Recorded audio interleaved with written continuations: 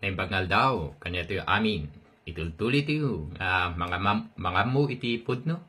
Babae ni ito nga Heidelberg Catechism, iti 1563. Nga rinumwar, nga patsyan tayo nga Kristiyano o datayo nga namati.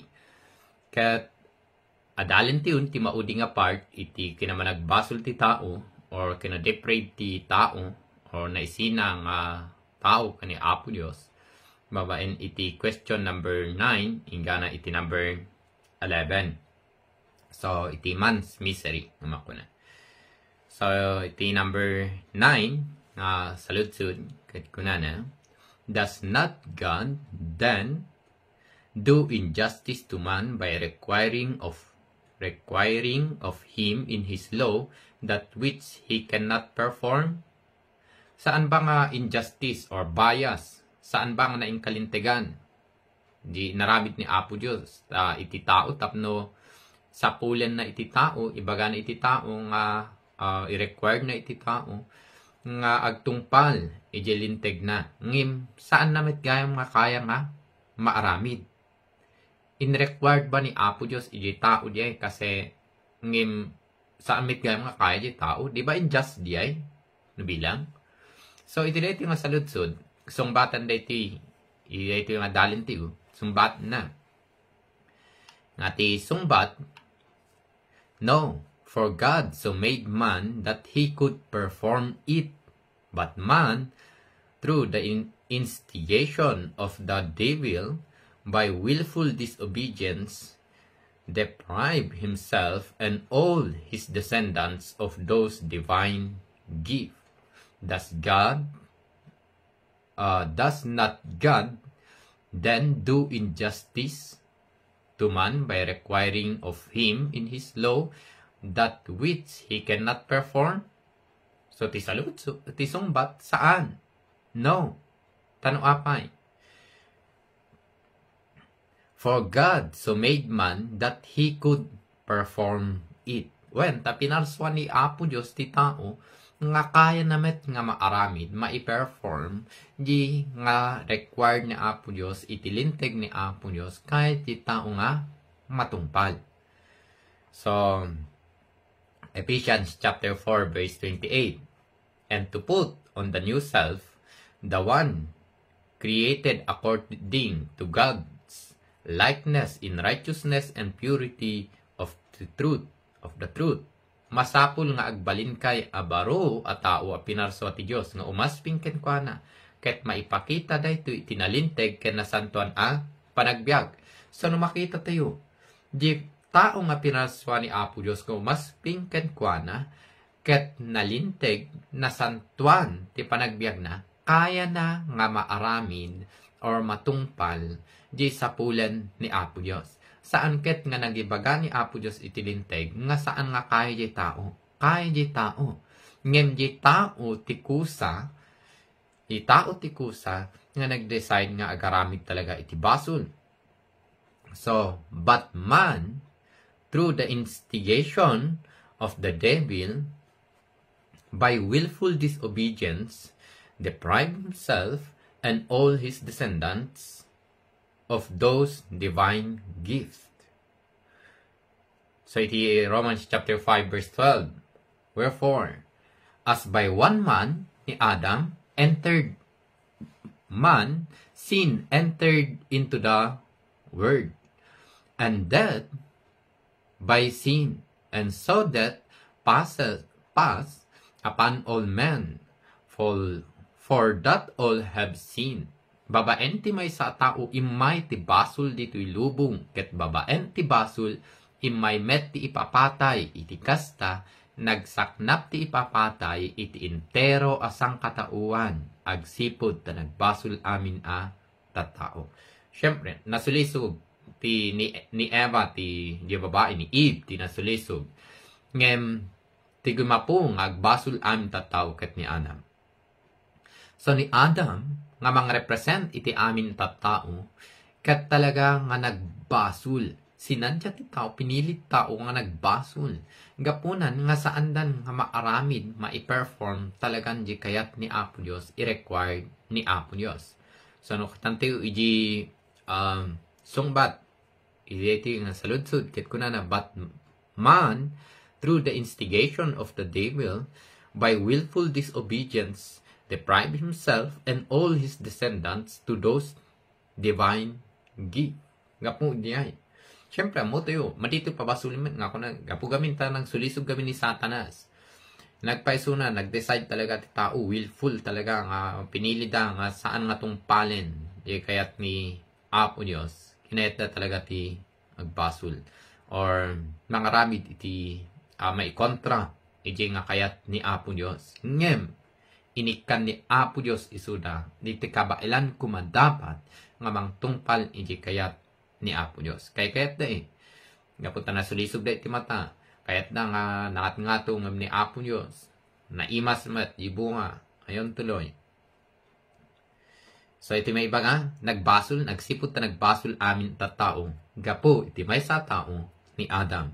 So no, ti panagsaknap ti basol tintero lubong, gapo, laing ka ni Adam. So iti sungbat, does not God then do injustice?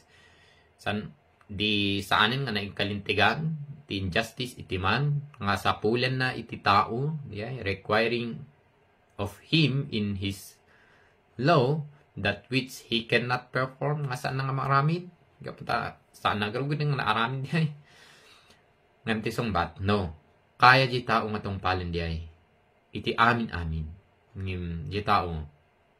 But man, through the instigation of the devil, by willful disobedience, deprive himself and all his descendants of those divine gifts. Kasali tayo ijayin. In represent ni Adam, ti kinaman nagbasol tayo aming tattao. Ngam ni Hasok Kristo met, mga represent iti amin nga kinalinteg or holy, just, iti imatang ni Apo Diyos. Iti number 10, sa lutsud, iti dating Heidelberg Catechism. Will God allow such disobedience and apostasy to go unpunished? Di sa lutsud, di ba Apo Diyos bakit ipalubos na? Dagijing saan nga ng tungpal iti kayat na? Or kimontra iti pagayatan na? Nga saan talaga nga nangituloy nga nangaramit iti kayat ni Apo Diyos? Nga mapanlang unpunished? Saan nga madusa? Ipalubos ba ni Apo Diyos nga saan nga madusa? Di managbasol? Di nagbasol? Di naklaban ka ni Apo Diyos? Or saan nga mang kayat nga mang tungpal pagayatan ni Apo Diyos? Di sungbat na iti daytoy, certainly not saan Apo Diyos. But He is terribly displeased with our inborn as well as our actual sins. Nulikat masurungkit di. Pakaungit ni Apo Diyos. Gapu iji kinaman nagbasol tayo amin tattao. Kanji maaramit tayo pa yung nabasol. And will punish them in just judgment na yung kalintigan. Nga panang dusa in time and in eternity. Iti tatangag tama. And then iti masakbayan. As He has declared, cursed is everyone who does not continue in all things which are written in the book of the law to do them. Certainly not. Talagang saan? Saan nga ipalubos na Apo Diyos nga saan da nga madusa? Saan tayo nga madusa? Kailangan talaga nga madusa ti tao. Nga po iti basol. Nga dakan niya tayo. Nga po iti basol ni Adam. And then basol amin nga tao. Hebrew 9 verse 27. And just as it is appointed for people to die once, and after this, judgment. Na ituding, amatay ti tao, iti mamingsan. Awan mahindua pa yung amatay. Mamingsan, matay tayo iti rito yung ngabiyang. No matay tayo kalpasan na, ukumen ti Diyos. Maukum ti amin ta tao. Awan ti sa uni Apo Diyos mismo, mang sigurado. Maukum tayo nga maukum. And then, at dadwalaeng, nga mabalin nga kuna tayo nga pagturungan ti tao. Neither ijay impyerno or ijay langit. Siyempre, di mapan di langit ni Apo Diyos mangkayat nga mangala nga mapan di langit ni Apo Diyos. Ti mapu, ang panday di langit. Ngem numapan di impyerno. Gapu di naramid ti sarili nga naramid tao. Malamang ko na tiyo. Hindi pa ang just di ay. Nasumbatan tiyo tatay.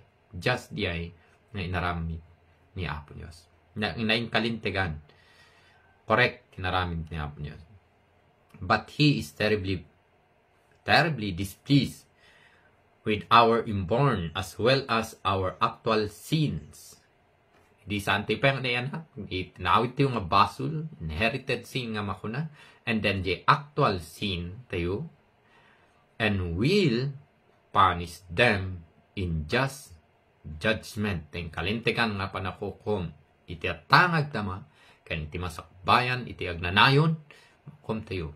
As he declared, cursed is everyone who does not continue in all things which are written in the book of the law to do them. And by the book of the law. Deuteronomy 27 verse 26. Anyone who does not put the words of this law into practice is cursed, and all the people will say, Amen. Maipatay ti lunod ti Diyos, iti sa sino man adi agtulnog iti amin alinteg, ken panursuro ti Diyos. Amen. Ti sumbat dagiti tattao. So no, makita ti iti rito na maipatay talaga ti panusa ni Apo Diyos na inkalintegan, eksakto, karapat, dapat nga pangdusa ni Apo Diyos iti si asino man amin nga tao nga saan nga agtulnog. Amin. Tayo nga tao, madusa tayo talaga. Pagyamanan ka ni Apo Diyos. Ngintend na ni Hesus Kristo nga nadusa para kanita tao ni Apo Diyos. Para iti pinili ni Apo Diyos. Galatians 3 verse 10. For all who rely on the works of the law are under a curse. Because it is written, everyone who does not do everything written in the book of the law is cursed. Dagiti tattao nga mangi paspasikat nga kunada nagtalinait kami sinurot mi tilinteg ket tirumuar are under curse. Na ilunod dagiti mga pagarup nga awaten tu idat ti Dios gapu iti panangtungpal da iti linteg. Takunati na santuan asurat mailunod ti asino man asaan nga agtungpal iti amin ana isurat iti libro ti linteg. So, awan talaga ti tao nga mangkaya iti nga mangsurot iti adda iti libro ti linteg. Madusa nga madusa amin nga tattao. Kat naing kalintegan diay nga panangdusa ni Apo Dios when ta Dios isuna. Isuna talaga ti korekta ramidan na. Ngem no datayo nga tattao ket ipadas tayo nga ayusen ti narami ni Apo Dios saan nga mabalin diay. Ni Apo Dios si husto ti narami na. Nalawag iti sao ni Apo Dios. Galatians 3 verse 10. Mailunod dagiti mga pagarup nga awaten ni Apo Dios ida gapu iti panangtungpal da iti linteg. Ti pagarup da ket aba masaya atakon gapu tar aramidek ti kayat ito yung linteg tapno bareng nasaya atak iti panangkita ni Apo Dios. Ti kunakit iti sao ni Apo Dios iti binasa ti tatay Deuteronomy 27 verse 6. Mailunod ti sa asino man nga saan nga agtungpal iti amin ana isurat iti linteg. Madusa nga madusa niyay. Sino mang dusa ni Apo Dios. So ti sungbat iti daytoy. Will God allow such disobedience saan nga nagtulnog kanyana and then dagijay saan nga mangtungpal iti kahit na nundi ket apostate da nga kunada nga tungpalin da saan met gayam to go unpunished? Certainly not. But He is terribly displeased with our inborn as well as our actual sins, and will punish them in just judgment, in time and eternity, as He has declared. Cursed is everyone who does not continue in all things which are written in the book of the law to do them. Kaya nga, yang rot. Kasi talaga mit, kinalinteg ni Apo Dios. Istrikto talaga ni Apo Dios. Ngayon, ti saludsud ng number 11. But is not God also merciful? Ngayon, di ba ni Apo Dios, managayat, managparabol met ni Apo Diyos, manangaasi ni Apo Diyos. Kung natin tatay, just ni Apo Diyos. Ngayon manangaasi, di met ko na, manangaasi met ni Apo Diyos, di pala kaasyan na.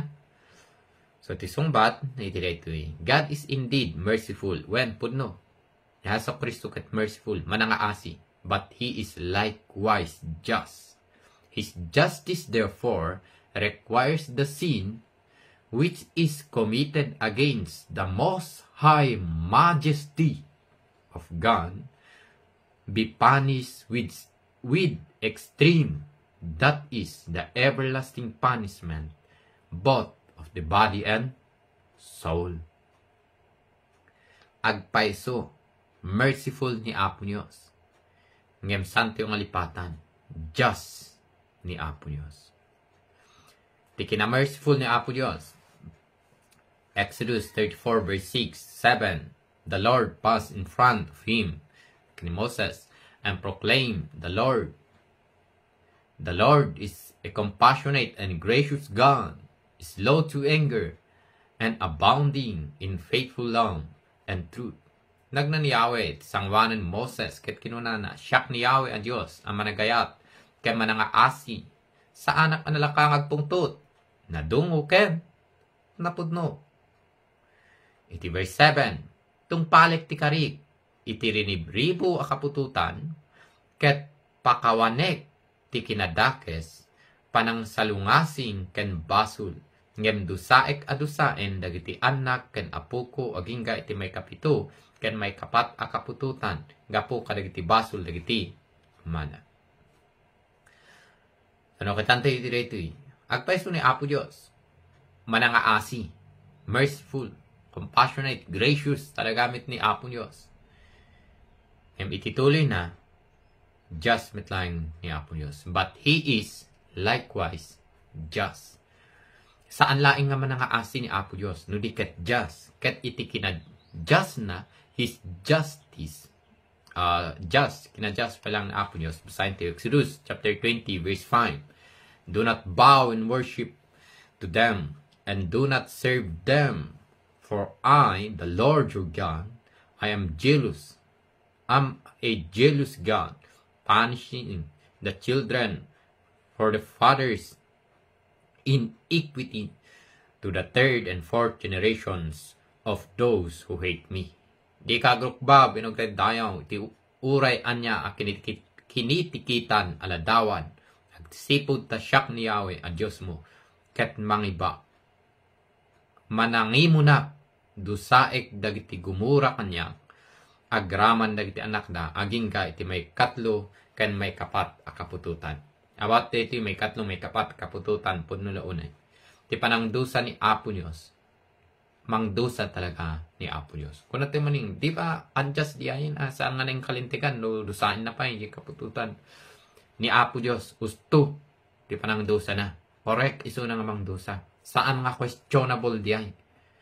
No kunayo nga datayo ti usto ti panang ikastanang nga mang ayos, dapat datayo di gusto amin. Saan tayo nga garamit kamali? Awang basol kanya tayo. Ni Apo Diyos laing tawan ti basol na. Ket amuna makita na ti masakbayan. Amuna no di tao nga sumalsaron ko agbasol. Iti Genesis pa laing naglawag. Aganak di may sang sa babasol ikarkaro na kung pigsa managbasol. Ni Yesu Kristo mga ibaga. No aganak dagiti uleg karkaro pay nga narangranggas pay ngim dagiti naganak na kasi kasjay talaga ti basol kumarong di basol. So ni Apo Diyos ibaga na punishing the children of the fathers.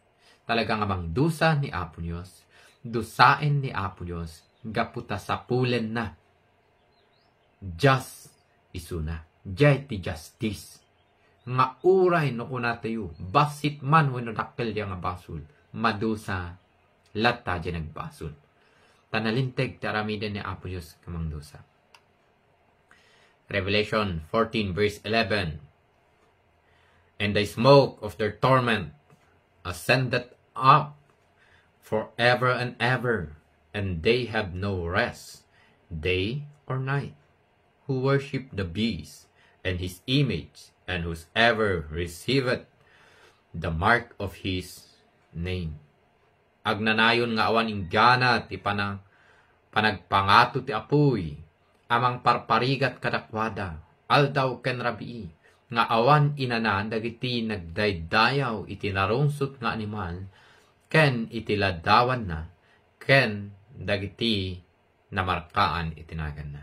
So nung kitantayo, agnanayon diay, nga parang dusa ni Apo Diyos, dusain na itatangag dama, maisina ka ni Apo Diyos, naisinan ka ni Apo Diyos, madusan tupay iti agnanayon. Completely nga maisina talaga ka ni Apo Diyos. After dito yung panagbiag na. So, di panangdusan ni Apo Diyos, just launay. Ano ti mga ibaga? Nagsobraman, dahil nga aramidan ni Apo Diyos nga magdusa. Iti tao nga si babasol. Saan? Iti nagbasol da Adam ka ni Eva, kung nato yung nagpirmi, mas grabe ti panakadusa ni Hesus Kristo kaysa iti taong kunati. Severe iti tao, mas severe ka ni Jesus Christ. Nabasol amin. Nagiti tao ni Apo Diyos. Tingkaro na. So no kitan tayo panangkaro ni Hesus Kristo, kinadjust talaga ni Apo Diyos. Requirement ni Apo Diyos. Biruin mo, anak na, timbaon na, nga iso nga nalinteg, tapno iti kasta, mga karo, iti bason, nagiti managbason. Kas jay ti requirement ti kinadjust ni Apo Diyos. Saan nga lalaing? Saan nga ay ayam? Laing ti kinadjust ni Apo Diyos. Importante di ay. Saan tayo kiti nga ayamin nga merciful only ni Apo Diyos. No? Just fine ni Apo Diyos. When maawatan tayo, merciful isuna. Ngayon maawatan tayo met nga just isuna. Kaya ti kinadjust na ipakita babayin kanya po tayo nga Hesus Kristo. God is indeed merciful, but He is likewise just. His justice, therefore, requires that sin which is committed against the Most High Majesty of God be punished with extreme, that is, with everlasting punishment, both of the body and soul. Iti bagi, ken iti kararwa tao, agnanayim di nga madusa. Iti agnanayon, iti impyerno. Iti iti punishment na. So ni Apo Diyos, uray pa ko natin merciful ni Apo Diyos. Ngam ni Apo Diyos metlaeng, just isuna. Just ni Apo Diyos, kada iti managbasol, tadusain na, merciful ni Apo Diyos, iti tatao na, taadda, tinadusa, nga ni Hesus Kristo, nga po iti basol tayo, nga mamati ka ni Apo tayo, nga Hesus Kristo. Ni Hesus Kristo tinangpaay kusa itibiyag na. Naing kalintegan, tinaramid ni Apo Diyos. Nagsaya at launay dito. Ti kinamerciful ni Apo Diyos, kat saan ngay ayam.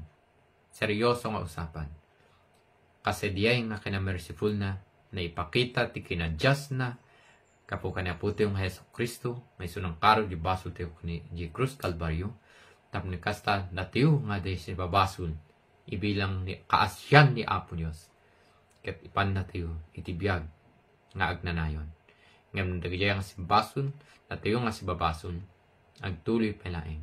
Iti pa nakadusa, iti agnanayon, iti bagi, iti kararwa, gapo, tanagbasol tayo. Madito ko na nga dapat iliming ni Apo Diyos. Dapat pakawanin ni Apo Diyos, amin.